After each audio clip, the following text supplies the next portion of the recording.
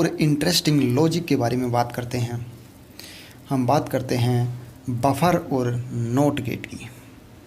Buffer और not gate दोनों जो कि एक दूसरे की रिवर्स प्रक्रिया है। बफर, सबसे पहले हम बात करते हैं बफर की। बफर में हम देखते हैं कि जब हम इनपुट सिग्नल ए देते हैं तो हमें आउटपुट भी ए प्राप्त होता है, अर्थात जो हम इनपुट देते हैं वही हमें आउटपुट प्राप्त हो जाता है। जैसे हम यदि इनपुट को ए देते हैं, यदि ए की वैल्यू हम 0 देते हैं तो हमें आउटपुट भी हमें 0 प्राप्त होता है। या इनपुट सिग्नल हम यदि ए की वैल्यू यदि 1 देते हैं तो हमें आउटपुट सिग्नल भी 1 ही प्राप्त होता है। लेकिन नॉट गेट जो है, नॉट गेट इस बफर की रिवर्स प्रक्रिया है।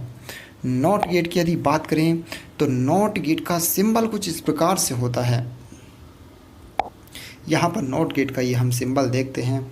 यहाँ पर यदि हम इनपुट सिग्नल ए देते हैं तो हमें इसका रिवर्स आउटपुट सिग्नल ए बार प्राप्त होता है।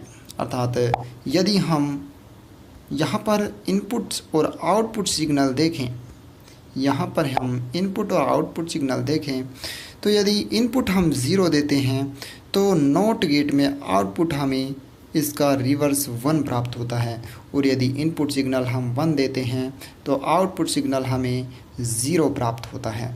इस प्रकार ये बफर और नॉट गेट एक दूसरे की रिवर्स प्रक्रिया है। तो चलिए अब हम इनके सर्किट डायग्राम को भी समझ लेते हैं कि जो इनका सर्किट डायग्राम जो होगा वो कुछ इस प्रकार से होता है। ट्रांजिस्टर को यूज करते हुए हम नॉट गेट और बफर का जो सर्किट डायग्राम है वो इस प्रकार से बना सकते हैं। यहाँ पर देखें हम तो ये जो सर्किट है वो बफर का है। तो सबसे पहले इस बफर के सर्किट को हम समझते हैं। बफर के सर्किट में यदि हम यहाँ पर देखें तो जो हम इनपुट देते हैं हमें जो का तो आउटपुट प्राप्त होता है। फॉर एग्ज़ाम्पल यदि हम यहाँ पर इनपुट 0 लेते हैं, यदि हम यहाँ पर इनपुट 0 20 पर यदि हम 0 सिग्नल लेते हैं तो जो ट्रांजिस्टर है वो रिवर्स बायस में आ जाता है, और ट्रांजिस्टर जब रिवर्स बायस में आ जाता है तो ट्रांजिस्टर से कोई भी करंट फ्लो नहीं हो पाता है। अब ट्रांजिस्टर से कोई भी करंट फ्लो नहीं होने के कारण ये जो हमने 5 वोल्ट की यहाँ पर जो वोल्टता लगा रखी है ये इस ट्रांजिस्टर से फ्लो नहीं हो पाती है, जिसके कारण यहाँ पर हमें आउटपुट वोल्टेज Y की वैल्यू भी 0 प्राप्त होती है।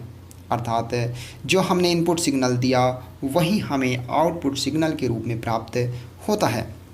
ये कुछ इस प्रकार से भी हम इसको बता सकते हैं कि यहाँ पर जो ग्राउंडेड जो वोल्टेज है वो 0 वोल्टेज है, और यहाँ पर हम देखें तो जो आउटपुट वोल्टेज होगी यहाँ पर भी हमें 0 ही प्राप्त होगी। अर्थात यदि हम यहाँ पर देखें तो आउटपुट वोल्टेज Y पर और जो ग्राउंडेड वोल्टेज है यहाँ पर जो पोटेंशियल डिफरेंस होगा यहाँ पर पोटेंशियल डिफरेंस 0 होता है। अर्थात यहाँ पर कोई भी पोटेंशियल डिफरेंस नहीं होता है। इसका मतलब यहाँ पर आउटपुट पर हमें 0 प्राप्त होगा। इसी प्रकार यदि हम देखें कि यदि हम इनपुट सिग्नल यहाँ पर यदि हम इनपुट सिग्नल जो है वो 1 ले लें, अब फिर से हम इनपुट सिग्नल 1 लेते हैं। यदि इनपुट सिग्नल हम 1 ले लें तो इनपुट सिग्नल 1 लेने पर जो ट्रांजिस्टर है वो फॉरवर्ड बायस में आ जाता है।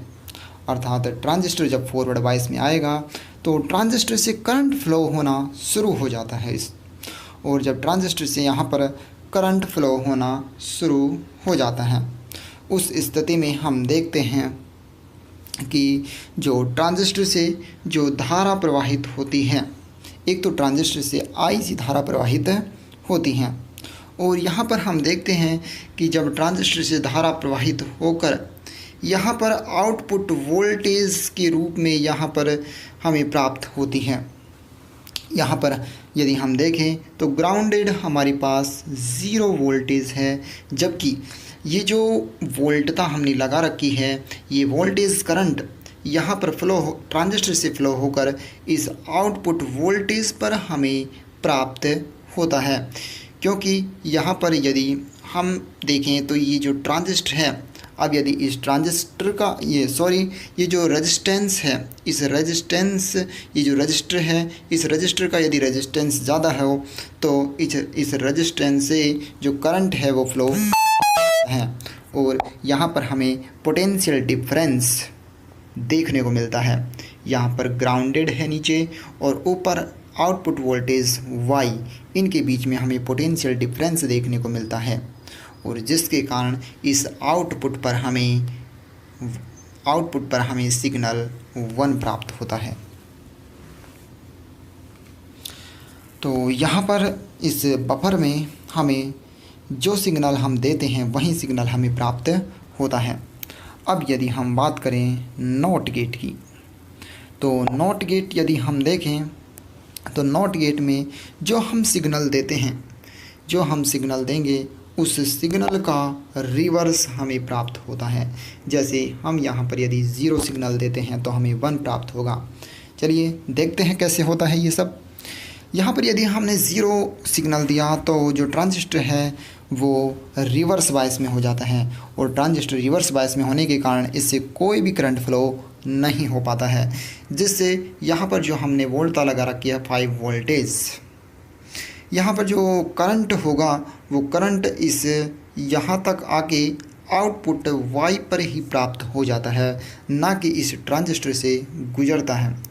कोई भी करंट ट्रांजिस्टर से फ्लो नहीं होगा, क्योंकि ट्रांजिस्टर इस समय रिवर्स बायस में है, इसलिए हमें यहाँ पर आउटपुट वोल्टेज 1 प्राप्त होता है।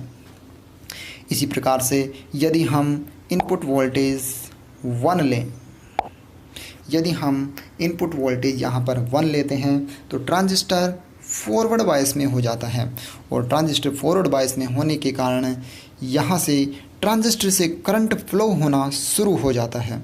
तो यहाँ पर जो हमने बैटरी या वोल्टेज जो जोड़ रखी है, इससे जो करंट IC फ्लो होता है वो ट्रांजिस्टर से फ्लो होता हुआ यहाँ पर ग्राउंड में चला जाता है, और जो कंप्लीट जो करंट है वो ग्राउंड में चले जाने के कारण यहाँ पर हमें जो आउटपुट वोल्टेज है वो 0 प्राप्त होती है।